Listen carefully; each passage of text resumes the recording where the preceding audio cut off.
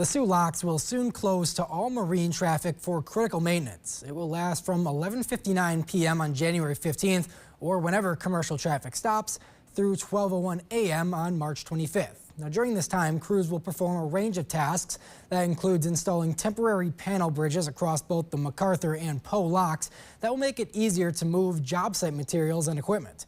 The U.S. Army Corps of Engineers says 2,500 vessels carrying up to 80 million tons of cargo go through the locks annually.